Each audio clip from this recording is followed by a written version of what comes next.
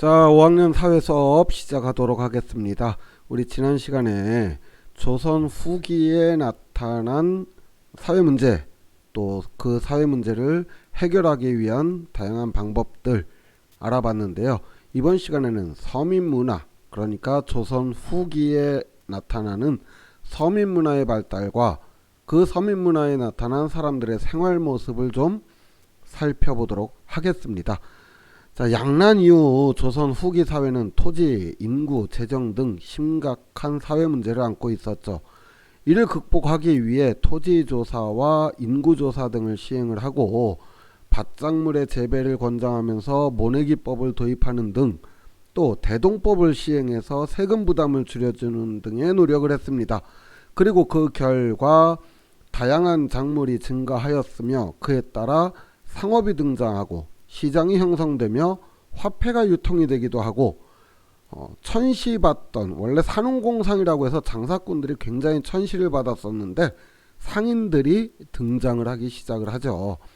정치에서도 북벌론과 북학론이 대두되기는 했지만 청나라를 오가는 사신들에 의해 점점 강해지는 청나라를 보면서 북학론이 힘을 얻기 시작을 하였고요.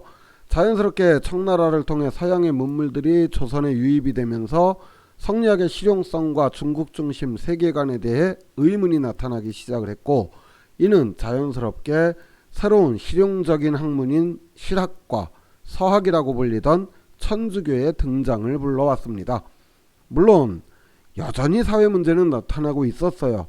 조금씩 나아졌을 뿐이죠. 하지만 차츰차츰 백성들과 서민들의 삶도 나아지고 서민들 중에서도 경제적 여유가 생긴 사람들이 나타나게 됩니다. 원래 사람이라고 하는 것이요, 먹고 사는 문제가 해결이 되면 문화적인 욕구가 생기기 마련입니다. 따라서 조선 후기에도 경제적 여유가 생긴 서민들을 중심으로 서민들만의 독특한 문화가 나타나기 시작을 합니다. 조선 후기 풍속화가의 대표인 김홍도가 그린 서당도와 신윤복이 그린 단오풍정이라고 하는 그림입니다. 자, 먼저 서당도를 좀 살펴볼까요? 장원급제를 위해서 엄격한 분위기 속에서 책을 읽고 외우는 일반적인 서당의 풍경하고는 좀 달라 보입니다. 숙제를 안 해온 것인지 무슨 잘못을 했는지 회초리를 막기 위해 종아리를 거두면서 눈물을 훔치고 있는 아이의 모습이 보이고요. 이걸 지켜보고 있는 훈장님의 표정은 아이를 굉장히 안쓰러워하는 것 같아요. 자, 그런데 아이들은 재밌다는 듯이 웃고 있기도 하고 또 무언가 답을 살짝 귀띔해주는 듯한 모습도 보이네요. 복장을 보아하니 양반집 도령도 있는 듯하고 또 중인들도 있는 것 같고 상민도 좀 보이는 것 같아요. 자, 조선 후기에는 경제적 여유가 생긴 중인들도 글 공부를 위해 자녀를 서당에 보내기도 했고요. 반대로 경제적인 여유가 없어진 양반, 몰락한 양반 중에는 서당을 차려서 아이들에게 글을 가르쳐서 생계를 유지하기도 했습니다. 그리고 그런 서당의 경우에는 당연히 과거 준비를 위한 공부를 하는 초급 교육기관으로서의 서당과는 조금은 다른 좀 자연스럽고 편안한 분위기가 나타나고 있는 거죠. 자, 이번에는 신윤복의 단오풍정을 볼까요? 단오날의 분위기를 그린 건데요. 파종을 막 끝내고 잠시 짬이 나는 음력 5월 5일 단오날이 되면 여자들은 나쁜 기운을 씻어낸다는 의미로 창포물에 머리를 감기도 했습니다. 자, 그림 속의 여인들을 보니까 인적이 드문 산에서 간단하게 머리를 감거나 또 냇물에 몸을, 목욕까지는 아니고요, 간단히 이제 옷을 좀 걷어 올리고서 몸을 씻고 있습니다. 그런데 아이고, 요걸 또 인적이 드문 산속이다 보니까 길을 가던 스님들인지 아니면 작정을 하고 온 스님들인지 바위 뒤에 숨어서 몰래 이걸 엿보고 있습니다. 자, 몸을 다 씻은 여인들은 붉고 푸른 예쁜 옷을 입고 그네를 타거나 머리를 손질을 하고 있고요. 이런 소풍놀이에 먹을 것이 빠질 순 없죠. 맛난 음식을 가지고 오는 모습도 보이는데, 자, 이 여자들의 머리 모양이나 옷차림새를 봐서 아마도 이 여자들은 조선시대의 기생들로 보이고요. 음식을 가지고 오는 여자는 그 기생들이 일하는 기방에서 음식, 그러니까 주방을 맡아서 일을 하는 사람처럼 보이기도 합니다. 아니면 뭐 몸종일 수도 있겠고요. 자, 원래 이 조선시대 그림이라고 하는 거는요, 양반들의 전유물이었습니다. 주로 선비들이 심신수양의 방편으로 산수화를 그리거나 사군자를 그리고 시를 써놓는 것이 일반적이었죠. 하지만 조선 후기 경제적 여유가 생긴 서민들도 양반들처럼 그림을 그리기 시작을 했는데, 요 서민들의 그림은 양반들과는 달리 좀 실용적인 그림들이 나타나기 시작을 합니다. 뭐 실용적이라고 해서 뭐 내다 팔거나 뭐 그런 그림은 아니고요. 먼저 작호도라고 하는 그림인데요.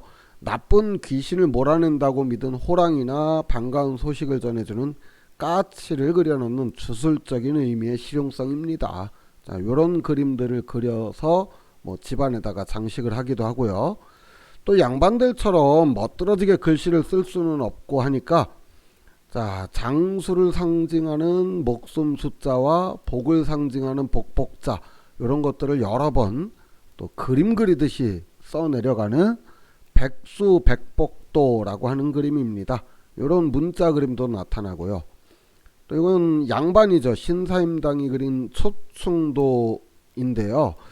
자, 양반들도 풀이나 곤충을 그리는 초충들을 그리기도 했고, 서민들도 많이 그렸는데, 이런 그림들은 주로 가정의 화목, 또 부부 사이의 금슬, 이런 것들을 기원하는 그림입니다.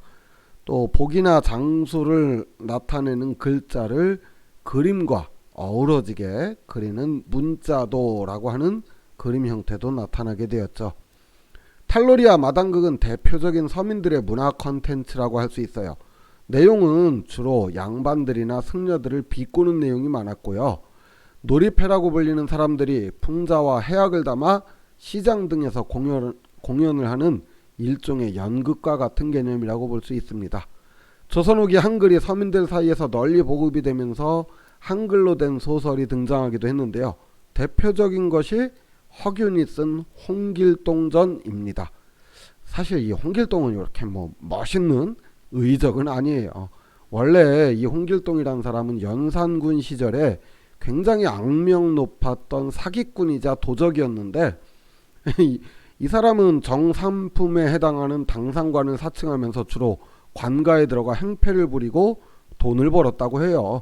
워낙에 폭정을 일삼았던 연산군 시대 활동했고, 주로 관가를 대상으로 사기를 쳐서 재물을 모았기에 의적으로 또 오해를 받기도 하고 와전이 되기도 했는데, 이런 홍길동 이야기를 허균이라고 하는 사람이 조선 후기에 이제 각색을 해서 우리가 아는 재밌는 이야기로 꾸며낸 것이 홍길동전이 되겠습니다. 하지만 여전히 그를 모르는 백성들도 많았고, 그런 틈새 시장을 노린 사람이 있었으니 바로 전기수라고 하는 사람들이었습니다. 이 전기수는 책을 읽어주는 사람들인데요. 사람들이 많이 모이는 곳이나 주막 등에서 소설책을 맛깔나게 읽어주는 직업을 가진 사람들로, 글자를 모르는 사람들이 소설을 접할 수 있는 방법 중 하나였죠. 이런 책을 읽어주는 전기수가 조금 더 발전된 문화로 또 조금 더 전문화되고 예능화된 게 바로 소리꾼입니다. 소리꾼은 장단을 쳐주는 고수와 함께 아주 리드미컬하게 랩처럼 또 노래처럼 이야기를 전해주는 판소리를 하던 사람들을 말하는데요. 글을 읽을 줄 알아 전기수가 딱히 필요 없고, 마당극은 그 내용이 주로 양반들을 비꼬는 내용인데, 이 판소리는 뭔가 좀 품위가 있어 보이고 그럴듯해 보였는지 처음에 서민 문화로 시작이 됐지만 점차 양반들에게도 큰 인기를 얻게 되면서 내용도 양반들이 좋아할 만한 충, 효 이런 것들을 강조한 흥부가, 춘향가, 적벽가, 수궁가 등으로 나타나게 되었습니다. 자, 이렇게 해서 이제 오늘은 조선 후기에 나타난 서민 문화들을 좀 살펴봤어요. 이 서민 문화는 왜 나타났다고요? 경제적으로 여유가 생겨진 서민들이 나타나기 시작을 하면서 서민 문화가 나타났는데, 서민 문화의 대표적인 것들이 이제 민화라든지 소설, 탈놀이, 마당극, 판소리 또 이런 것들이고요. 글을 모르는 사람들을 위해 책을 읽어주는 전기수라고 하는 사람들도 나타났다. 뭐 이렇게 알고 계시면 되겠습니다.